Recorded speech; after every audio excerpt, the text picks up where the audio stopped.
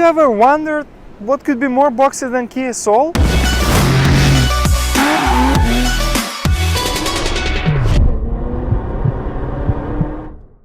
If you ask me, I would never think that this Transit Connect could be a great passenger wagon. Look, we all think vehicles like this one are supposed to be driven by contractors. And that's not a secret, most of us are opting out for an SUV. What if I tell you that this one can be more flexible?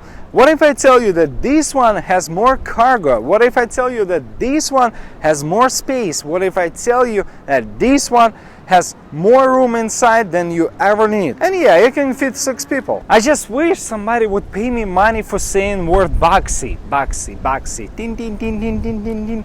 So this boxy 2024 Transit Connect, this super boxy box we are reviewing today. My name is Dennis, this is for Light Test Drive, shall we?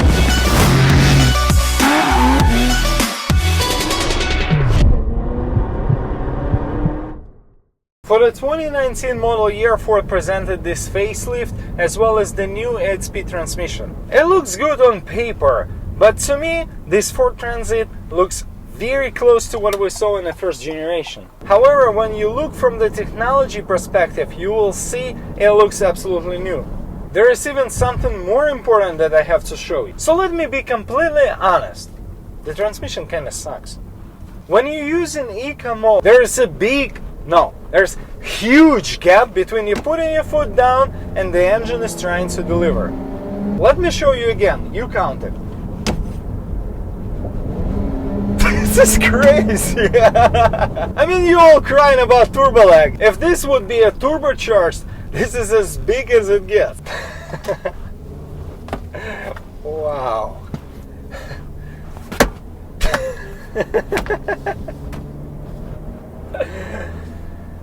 Wow. I don't think inverter with 110 outlet is something new and innovative, but I always do appreciate seeing one of those. You're doing a road trip, you're going camping, your passengers can plug their devices and charge their laptops. Besides, you've got built-in Wi-Fi hotspot.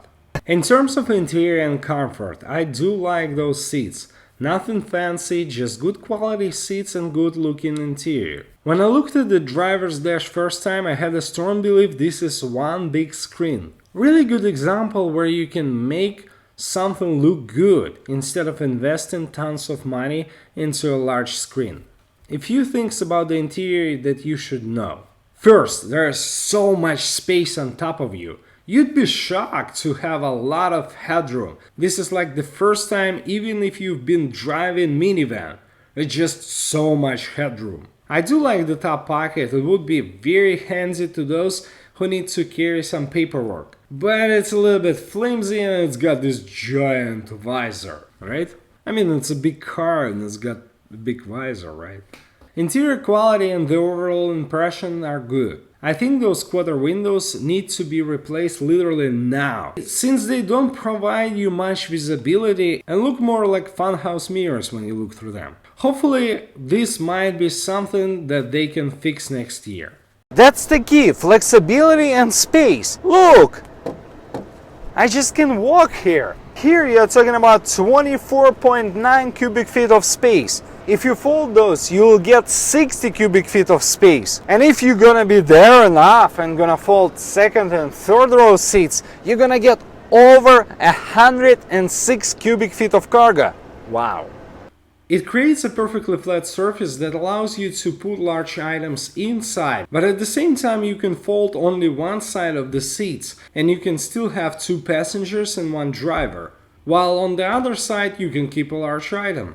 How can you utilize it? Okay, let's say surfboards. How about plywood? Whatever you've got, it's way bigger than most of the SUVs and you have an option to fit an item either on the roof or inside. I'm not a big fan how those seats fold in. They're not folding into the floor, which could potentially get more cargo space. And sometimes it's really hard to fold those. And maybe folding one of those is not a big deal. The issue is trying to take it back. You literally have to use both hands and really have to push it. But again, considering I'm 6'2" and I can easily walk underneath this tailgate, this is something. Look at the hatch door. When you open it, you have to ask other drivers to move, just simply because it's huge and you need some space to open it. Parking assist. It's as good as it gets. Let me show you, and you will tell me in the comments below what you think. Alright, put to the reverse and just hold the brakes. Hold the brakes, hold the brakes, hold the brake, keep going. Alright, and stop. Drive forward. Finished. Park, and you're ready to go. So yeah, if you ever had any problems to parallel park, now you can do it like a pro. Or I should say the car can do it for you. Let's talk about Powertrain. This 2-liter 4-cylinder engine offers 162 horsepower and 144 pound-feet of torque. I don't know how Ford managed to get these APA ratings. They were probably going downhill all the time, just because after driving 800 miles, we got combined gas mileage 19 miles per gallon. Again, 19 miles per gallon. This is horrible. And the ratings are 24 city, 29 highway, but we're not even hitting 20 miles per gallon. What's going on? And the reason could be this 8-speed automatic transmission. And let's say you just merging on freeway. What are the odds that you'll be turning off eco mode to get necessary acceleration? That won't be a strong argument if you wouldn't find another issue. Let's say you're parking uphill, and let's say you're switching between reverse and drive. There's a big gap, like 2-3 seconds before the transmission kicks in. So when you shift, the car just tends to roll down. And you must hit the brakes. Now let's get back to where this car shines. I think tach would be a strong point. Pre-collision assist with automatic braking, blind spot monitors with additional rounded mirrors, and adaptive cruise control to keep 2020 Ford Transit Connect up to date. Yes to wireless charger, yes to Android Auto, yes to Apple CarPlay, and while there's no fancy badge on the speakers, they do sound great.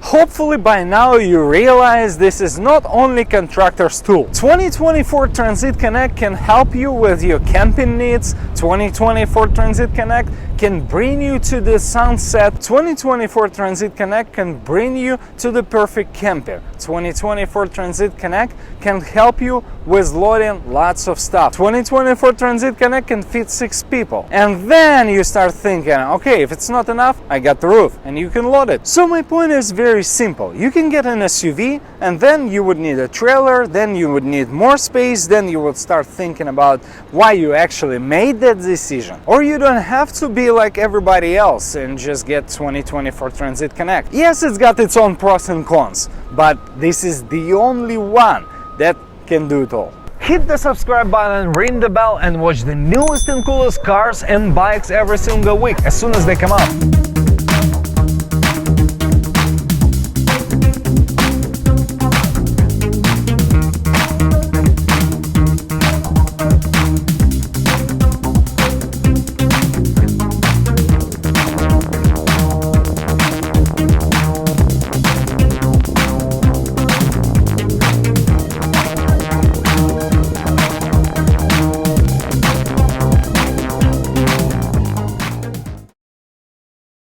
Yes, it's boxy. Boxy, boxy, boxy. Boxy, boxy, boxy, boxy. Trin, trin, trin, trin, trin, trin, trin. I just wish to make money out of saying word boxy. Boxy, boxy, boxy, boxy, boxy, boxy, boxy, boxy. Boxy.